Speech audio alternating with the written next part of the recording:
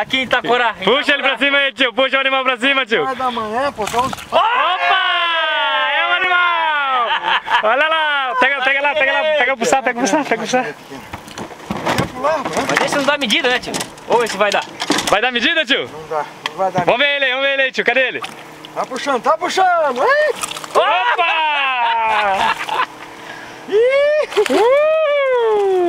Isso aí, tiozão! Traz pra dentro! É. Opa!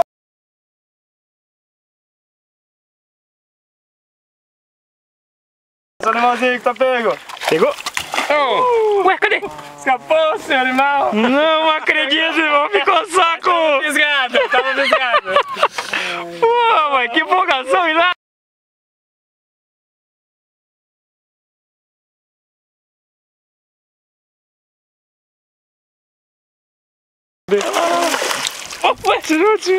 De novo, tio! Ele não pegou na isca. Ó, dupla, lá que aqui é bom. Não pega no anzol, ele pega aqui só. Ó.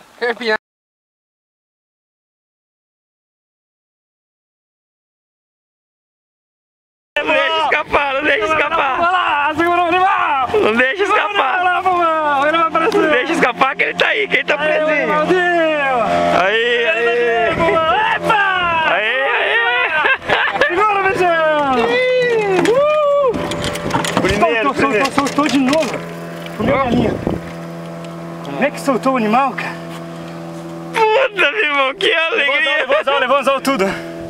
Cadê o anzol, irmão? Levou anzol lazarento. Soltou o anzol, irmão. Anzol lazarento aí. Abriu ali, ó. Puta, mas já deu!